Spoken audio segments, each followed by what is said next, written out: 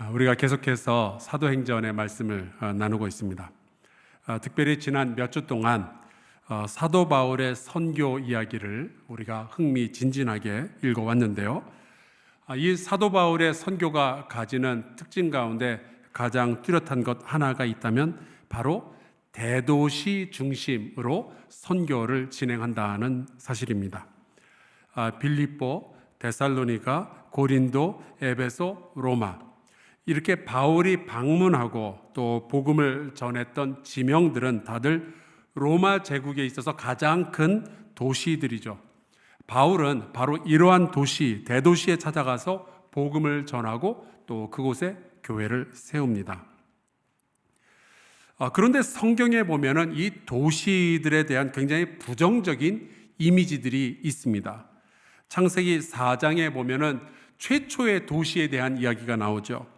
바로 가인이 자기 동생을 죽이고 나서 도망자의 신사가 된 후에 17절에 보면은 이 가인이 도망을 치다가 아내를 만납니다. 그래서 자식을 낳게 되는데 이런 말씀이 나와 있어요. 가인이 성을 쌓고 그의 아들의 이름으로 성을 이름하여 에녹이라 하니라. 이 말씀에 성이라고 번역된 말이 이르라는 히브리어인데요, 그 뜻은 도시라는 겁니다. 그러니까 인류 최초의 도시는요, 살인자에 의해서 세워졌던 거예요. 또 창세기 11장에 가서 보면은 누구나 잘 아는 바벨탑 사건 이야기가 등장하죠. 하나님은 모든 사람들에게 복을 주시면서 온 땅에 흩어져서 살아라, 땅을 채워라 말씀하시는데, 사람들은 우리 흩어지기보다는 도시를 세워놓고 그 안에서 모여 살자라고 이야기를 합니다. 그리고 이제 바벨탑을 짓기 시작하는데 그 모습을 보고 하나님께서 하셨던 일이 8절에 이렇게 기록되어 있습니다.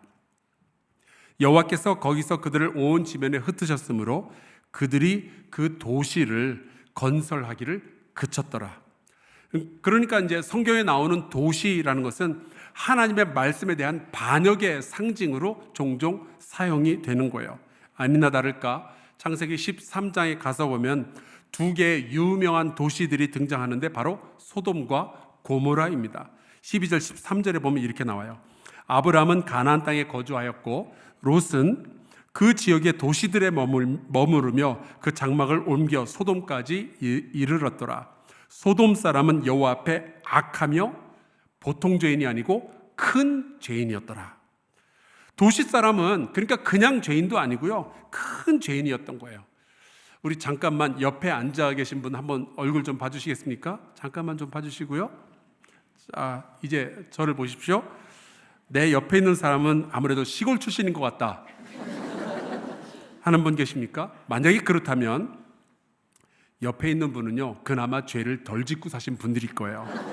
근데 도시 출신인 것처럼 보인다, 이 사람은 보통 죄인이 아닌 겁니다. 아주 큰 죄인일 확률이 되게 높죠. 그만큼 이제 도시는 죄가 참 많은 곳입니다. 그래서 저 유명한 요나서에 나오는 니느웨라는 도시에 대해서는 이런 기록이 있어요. 너는 일어나 저 큰 성읍 니느웨로 가서 그것을 향하여 외치라. 그 악독이 내 앞에 상달되었음이니라.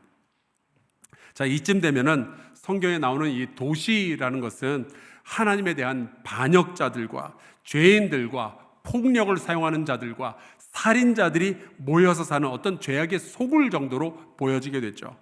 자, 그래서 성경에 나오는 하나님은 이러한 도시들을 포기하셨을까요? 에이, 더럽다 그러면서 포기하셨을까요? 죄인들이 모여서 죄를 지으면서 사는 곳이니까. 아닙니다. 성경에 보면요, 바벨론이라는 도시는 늘 죄가 많은 도시로 소문이 나 있는데, 예레미야서 29장에 보면은 이스라엘 백성이 이제 바벨론으로 포로로 잡혀가게 되죠. 근데 거기에서 이스라엘 백성들은 무슨 일을 해야 되는가? 이렇게 기록을 했습니다. 너희는 내가 사로잡혀 가게 한 그 성읍의 평안을 구하고 그를 위하여 여호와께 기도하라. 이는 그 성읍이 평안함으로 너희도 평안할 것임이라. 도시는 죄인들이 모여서 살고 죄가 많은 곳이지만 하나님은 여전히 그 죄인들을 사랑하시며 그들에게 은혜를 베푸시고 그들을 구원하기 원하시는 거죠. 그래서 요나서에서도 그 악독한 도시 니느웨를 내가 참아 버릴 수 없겠다는 하나님의 말씀이 나오는 거고요. 그래서 예수님은 예루살렘을 바라보시면서 하나님이 보낸 선지자들을 돌로 쳐서 죽이는 너희여 하지만 동시에 예루살렘아 예루살렘아 하면서 우시는 거예요. 여러분, 하나님은 도시가 죄인들이 사는 곳인 걸 알고 계시면서도 불구하고 도시를 버리지 아니하시며 오히려 은혜를 베풀고 구원하기를 원하십니다. 그리고 그 구원의 가장 큰 도구는 바로 하나님의 말씀인 거죠. 오늘 우리가 읽은 이 말씀 사도행전 19장에는 에베소라는 도시가 등장합니다. 우리가 지지난주에 아테네는 우상의 도시라고 했고요, 지난주에 고린도는 음란의 도시라고 했죠. 자, 그러면은 에베소는 어떤 도시일까요?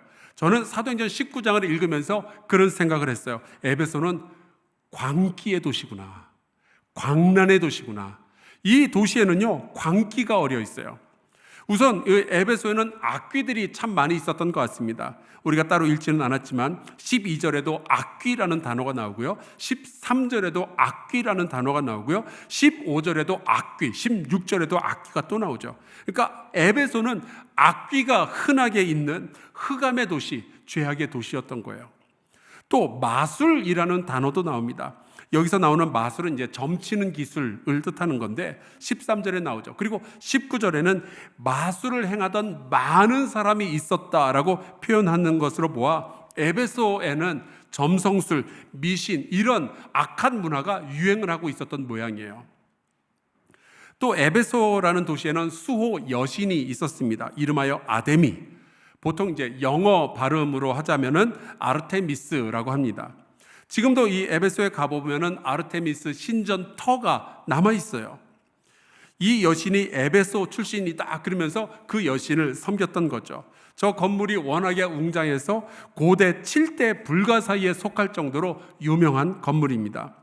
그러니까 저 신전을 보고 아르테미스 여신에게 제사를 지내기 위해서 전 세계에서 관광객들이 몰려왔고, 당연히 그 도시에는요 이 신전을 중심으로 관광객들에게 장사를 해서 먹고 사는 사람들이 있었던 거죠. 그러니까 이 도시에는요 우상 숭배가, 죄악이 그 도시의 밥벌이가 되는 비즈니스가 되어 있었던 거예요. 아테네가 온갖 잡신들, 우상들을 섬기는 도시였다면 에베소는요 아르테미스 여신 하나에게 미쳐 있었어요.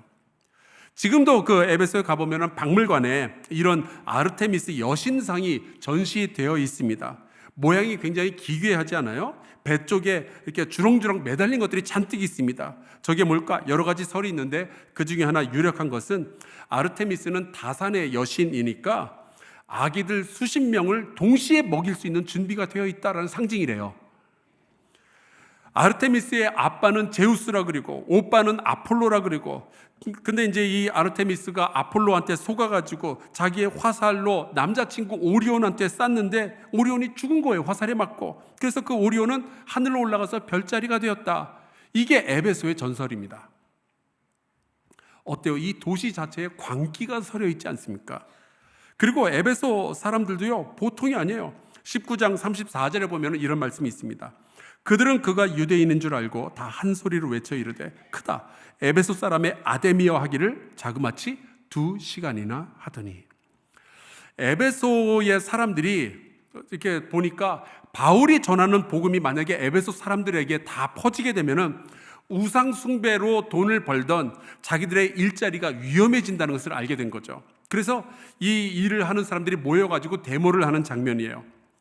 근데 크다, 에베소 사람의 아데미어라는 구호를 2시간 동안 한 장소에서 외쳤다는 이야기죠. 여러분 같으면은 한 자리에서 같은 구호를 2시간 동안 외치실 수 있겠어요? 여러분 이 정도면 거의 미친 거 아닙니까? 그러니까 이 도시의 사람들은요 우상 숭배와 마술에 빠져 있었고 죄악으로 먹고 살 뿐만이 아니라 자기를 보호하기 위해서는 광기 어린 행동도 마다하지 않는 그런 도시였던 거예요. 저는 에베소를 보면서 자꾸만 서울을 생각하게 됩니다. 저는 서울에 착하고 성인 군자들만 모여서 살고 있을 거란 생각은 애시당초 버렸어요. 오히려 모든 죄인들이 모여서 살고 있는 것이 서울이죠. 저와 우리 사역자들은 매주 토요일이면은 이 동네를 한 바퀴 뺑 돌면서 길거리에 떨어져 있는 쓰레기들을 줍습니다. 근데 저 혼자서만 담배꽁초를 100개 이상을 줍게 되는 것 같아요. 매주. 그것도 담배값은 한 10개 정도를 주어요. 담배 피우는 것도 꼴 보기 싫은데 그걸 왜 길바닥에 버리는지 모르겠어요. 놀랍게도 이 목도의 도시가 교육의 도시잖아요. 지성인들이 모여서 사는 도시인데 길거리에 가서 보면요, 소주병, 맥주캔 이런 게 그렇게 많이 버려져 있습니다. 놀랄 정도예요. 더 기가 막힌 거는 이 소주병이나 맥주캔을 그냥 길바닥에다 버리면은 제가 청소하기나 쉽지, 이거를 화단의 꽃 속에, 숲풀 속에다가 나무에다가 이렇게 걸어놓고 제가 그걸 줍다가 가시에 찔리기까지 했어요. 여러분, 이 서울이라는 도시요, 만만하지 않습니다. 얼마 전에 제가 들었던 소식에 의하면 저희 나라 국회의원들 중에 거의 태반이 음주운전으로 잡힌 전력이 있대요. 그리고서 다들 잡히면 똑같은 소리를 한답니다. 딱 한 번, 딱 한 잔 마셨는데 그날 딱 잡혔대요. 그럴 리가 있어요? 다들 아마 수십 번, 수백 번 음주운전 하다가 그날 걸린 거겠죠. 그래 놓고 음주운전 딱 걸리면은 아유, 제가 죄를 졌습니다 그러는 게 아니라 아유, 재수가 없네 그러는 거죠. 여러분, 이 도시에는요, 죄인들도 많고 죄를 지을 만한 이유도 참 많은 곳입니다. 그런데 바로 이런 도시 에베소에 하나님의 말씀이 전해지게 된 거예요. 이 에베소에는 두란노 서원이라는 곳이 있었는데요, 바울은 자그마치 2년 동안이나 바로 이 장소에서 매일매일 하나님의 복음을 전했습니다. 여러분, 하나님의 말씀이 한 도시에 한 장소에서 2년 동안 매일매일 전해지면 어떤 현상이 벌어지게 될까요? 사도행전은 이런 일을 이렇게 기록했습니다. 2해 동안 이같이 하니 아시아에 사는 자는 유대인이나 헬라인이나 다 주의 말씀을 듣더라. 가장 먼저 벌어진 일은 한 도시에서 오랜 시간 복음이 계속 전해지고 사람들의 마음에 축적이 되니까 그 도시 사람들뿐만이 아니라 그 도시에 방문한 다른 지역에 있는 사람들조차도 하나님의 복음의 말씀을 듣게 되는 거예요. 바울은 에베소에만 머무르면서 복음을 전했는데 아시아 전역에 복음이 전파되는 놀라운 결과를 만들어내죠. 이 에베소에서의 경험을 토대로 바울은 내가 이제 새로운 선교의 전략을 세워야 되겠다 생각을 하게 되고 드디어 제국의 수도 로마로 가기로 결정을 합니다. 왜냐하면 제국의 수도 로마에서 복음을 증거하게 되면은 제국 전체로 복음이 전파될 것을 알게 된 거죠. 그것을 바로 에베소에서 배운 거예요. 이렇게 말씀이 에베소에서 오랜 시간 전해지면서 또 이런 일들이 벌어집니다. 11절과 12절, 하나님이 바울의 손으로 놀라운 능력을 행하게 하시니 심지어 사람들이 바울의 몸에서 손수건이나 앞치마를 가져다가 병든 사람에게 얹으면 그 병이 떠나고 악귀도 나가더라. 사도행전을 보면은 사도 바울이 이런 치유 사역, 기적을 일으켰던 기록이 몇 군데 나옵니다. 루스드라에서는 못 걷는 사람을 고쳐주죠. 또 빌립보에서는 귀신 들린 여종을 치료해주고요. 그런 식으로 에베소에서도 이런 놀라운 기적들, 치유의 역사가 일어나게 되는데 심지어 바울의 소지품마저, 특별히 손수건이나 앞치마. 근데 재밌죠? 바울이 앞치마를 하고 다녔대요. 왜 그런지 아십니까? 가죽 공예를 했던 사람이거든요.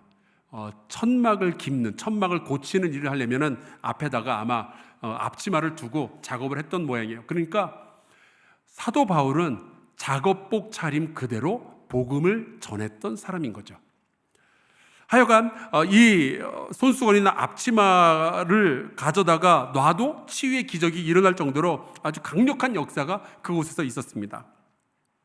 그런데 사도행전을 읽다 보면은 사도 바울이 복음을 전했던 이야기는 참 수도 없이 많이 나오는데 치유 사역을 했던 이야기는 딱 5번만 기록이 되어져 있어요. 그것도 바울이 능력을 행했다 그렇게 되어 있지 않고 하나님이 그렇게 하셨다라고 되어 있죠. 저는 그런 게 궁금해요. 왜 하나님은 사도 바울이 모든 도시에 방문할 때마다 복음을 전할 때마다 기적을 일으키도록 하시지 않고 아주 특정한 상황에서만 이런 은혜, 이런 기적을 허락하셨을까? 이유는 굉장히 간단해요. 여러분, 세상과 사람을 변화시키는 것은 기적이 아니라 복음이기 때문에 그런 겁니다.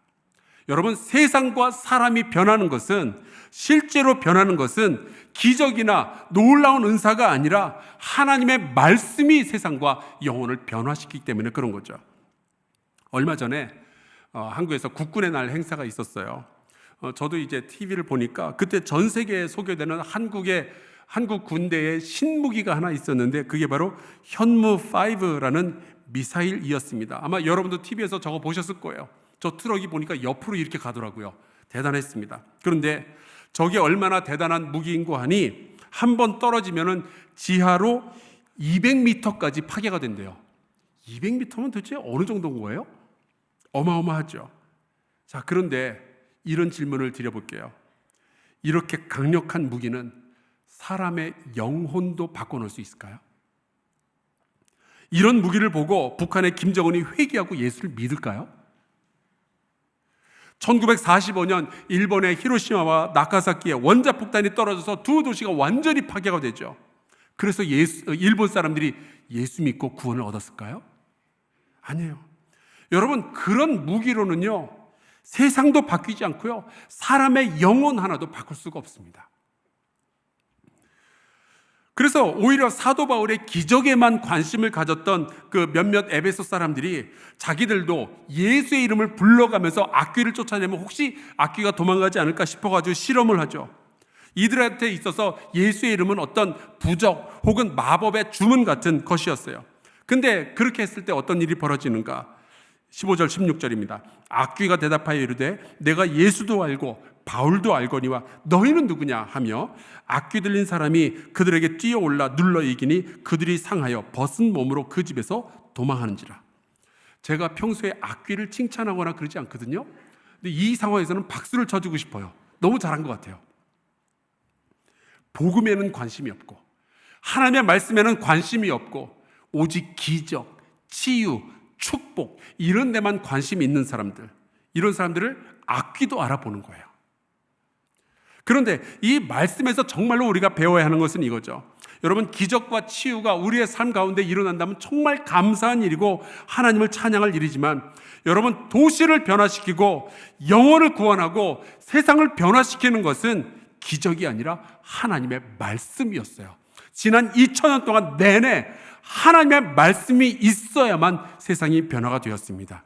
만약에 우리가 기적과 말씀 둘 중에 하나만 선택하라 그러면 반드시 말씀을 선택해야 되는 거예요. 하나님의 말씀이 빠져버린 기적과 치유는 오히려 사람들의 광기만 자극할 뿐인 거죠. 그런데 바로 이 에베소라는 광기의 도시에 하나님의 말씀이 2년 동안 차근차근 축적이 되니까 그렇게 악귀가 많고 미신이 성행하던 에베소에 하나님의 능력이 나타나고 드디어 도시가 변화하기 시작하는 거예요. 여러분, 복음이 세상과 충돌하게 되면 세상이 변화하게 될 줄로 믿습니다. 왜냐하면 하나님의 말씀은 생명의 근원이기 때문에 그렇죠. 창조의 원리가 하나님의 말씀이기 때문에 그렇습니다. 하나님의 말씀은 세상을 자유케 하고 눌린 영혼들을 해방시키는 놀라운 능력을 가지고 있는 줄로 믿습니다. 주님의 말씀이 세상을 변화시키는, 사람을 변화시키는 능력인 거예요. 그래서 오늘 말씀 17절에 보면 이런 구절이 나오죠. 에베소에 사는 유대인과 헬라인들이 다 이 일을 알고 두려워하며 주 예수의 이름을 높였다. 여러분, 복음이 선포되는 곳에서 주 예수의 이름이 높임을 받게 된다면, 복음이 선포되는 곳에서 하나님을 예배하는 사람들이 일어나게 된다면 바로 그곳에 하나님의 나라가 임하게 되는 줄로 믿습니다. 예수의 이름이 높인 곳에서 하나님의 통치가 시작이 되는 거거든요. 그래서 저는 이 말씀을 읽으면서 이런 소망을 가지게 되는 거예요.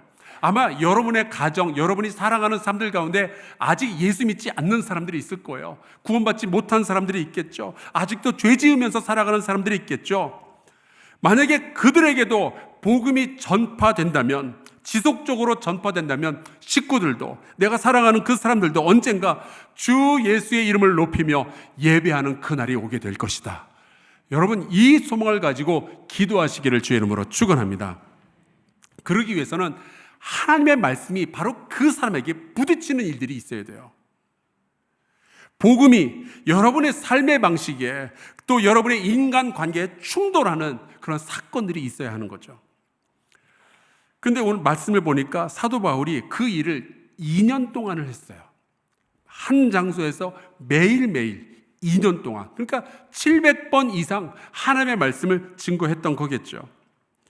그런 걸로 보아 그렇게 능력이 많고 성경을 잘 알았던 바울도 2년이나 했던 것으로 보아 저와 여러분은 아마 바울보다는 오랜 시간을 투자해야 할 것 같습니다. 한두 번 전도해봤는데 안 된다고 포기하지 마시고 식구들 구원하는 일에 더 시간과 더 노력을 투자하시기를 주의 이름으로 축원합니다. 그렇게 오랜 시간 하나님의 말씀이 사람들의 귀와 사람들의 마음에 가서 부딪히게 되면 어떤 일들이 벌어지는가? 18절 19절에 이런 말씀이 나와요. 믿은 사람들이 많이 와서 자복하여 행한 일을 알리며 또 마술을 행하던 많은 사람이 그 책을 모아가지고 와서 모든 사람 앞에서 불사르니 그 책 값을 계산한 즉 은 5만이나 되더라. 2년 동안 복음이 지속적으로 선포가 되니까 가장 먼저는 믿는 사람들의 회개가 일어나기 시작하죠. 자복하여 행한 일을 알리며. 그런데 이게 말로만 끝난 게 아니었어요. 말씀이 회개로 이어지고 회개는 삶의 변화로 이어지게 되는데 마술을 행하던 사람들이 자기의 책들을 다 그냥 불살라 버렸다고 기록하고 있습니다. 엄청나게 비싼 책인데 복음을 듣고 나서 자기의 직업을 포기한 사람들이 생겨난 거예요. 만약에 이 마술하던 사람들이 마술을 다 포기하게 되면은 그 마술사에게 귀를 기울였던 모든 도시 사람들이 이제는 들을 게 없어지는 거죠. 여러분, 하나님의 말씀이 도시에 와서 부딪히니까 도시의 문화가 변화되는 놀라운 역사가 지금 일어나고 있는 거예요. 저는 이 말씀을 읽으면서 대한민국 원산에서 벌어졌던 회개 운동이 기억이 나더라고요. 지금으로부터 121년 전 1903년 여름에 벌어진 일입니다. 지금은 북한의 항구 도시지만 원산은요 여러 미국이나 캐나다에서 온 그 선교사들이 함께 모여서 수련회를 하는 장소가 있었어요. 거기에 이제 선교사들이 모여서 사경회를 열었습니다. 일주일 동안 선교사들이 돌아가면서 성경 말씀을 묵상하고 가르치는데 그 당시 선교사들의 마음속에는 아주 중대한 문제가 있었어요. 뭐냐면 선교에 열매가 없는 거예요.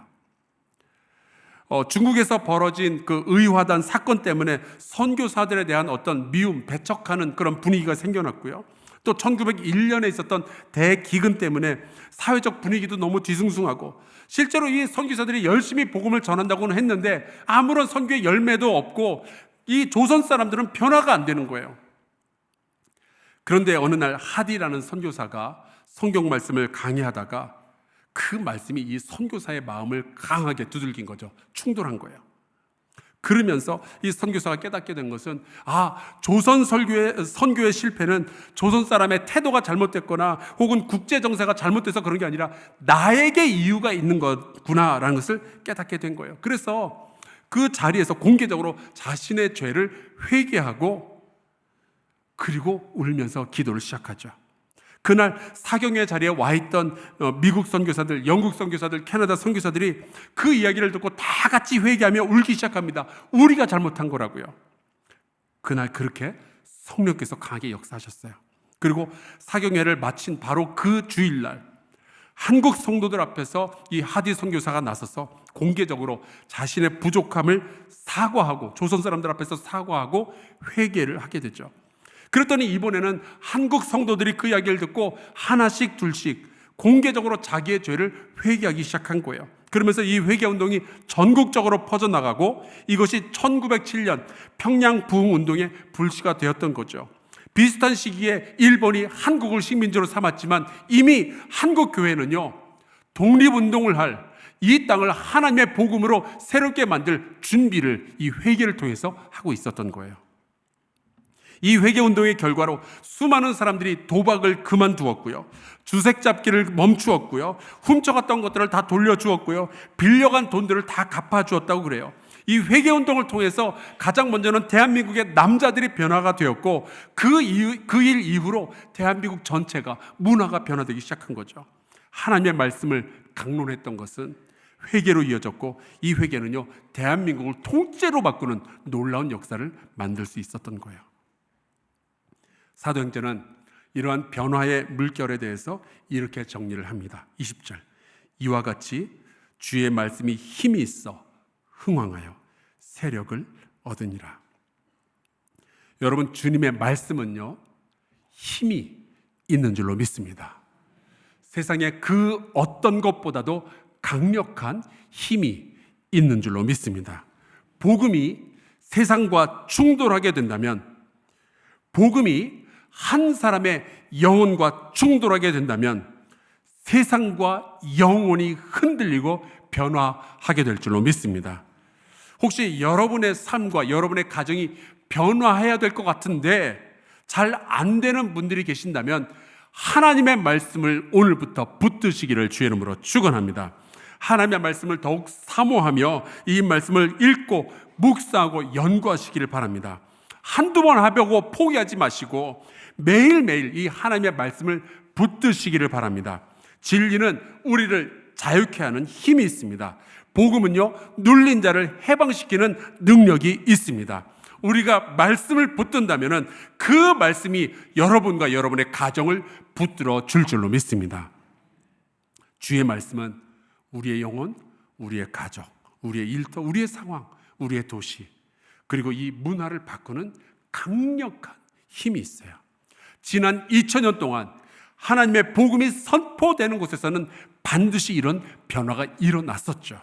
여러분, 이 믿음을 가지고 우리 성경 말씀을 전하는 일에 더욱 힘쓰는 저와 여러분 되시기를 간절히 축원합니다. 우리의 다음 세대에게, 우리의 가족에게, 우리의 직장 동료에게 꾸준히 복음을 전하면 언젠가 하나님의 능력이 발휘될 것이고 하나님의 능력이, 말씀의 능력이 발동이 되어서 사람과 세상이 변화될 줄로 믿습니다. 그날을 위해서 함께 말씀을 가까이 하며 기도하는 저와 여러분 되기를 간절히 축원합니다. 우리 이 믿음 가지고 같이 찬송가 200장 부르고 기도하도록 하겠습니다. 찬송가 200장입니다.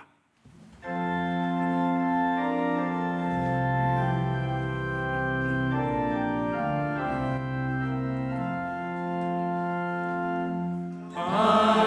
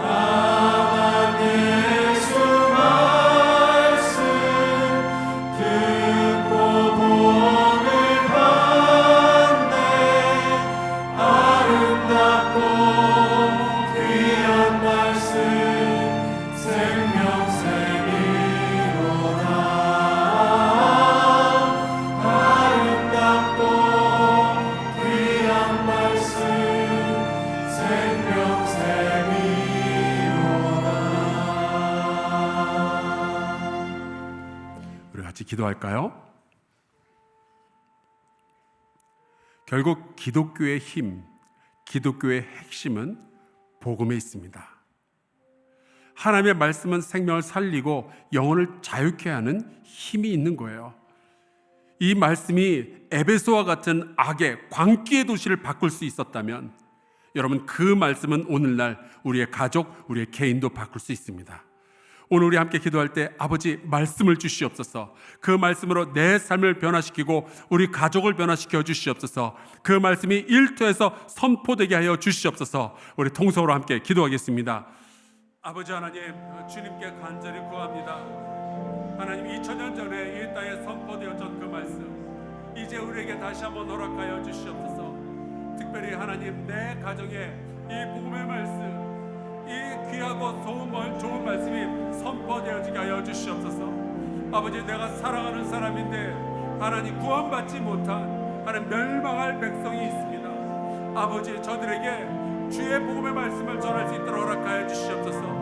하나님, 우리가 지속적으로 복음의 말씀을 전할 수 있도록 허락하여 주시고 저의 삶 속에서 새로운 회개의 운동이 일어나며 하나님, 저희의 삶이 변화되어져 저희도 또한 하나님 나라의 아름다운 백성 될 수 있도록 주여 붙잡아 주시옵소서.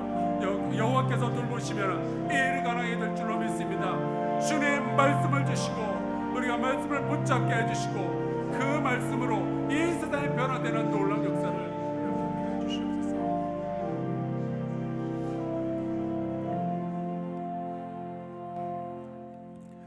하나님, 말씀으로 세상을 창조하시고 그 말씀으로 우리의 삶을 온전케 해 주시니 감사합니다.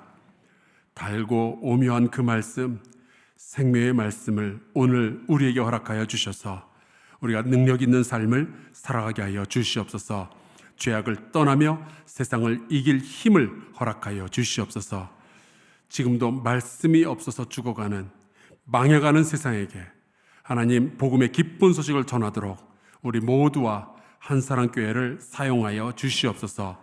예수 그리스도의 이름으로 기도하옵나이다. 아멘.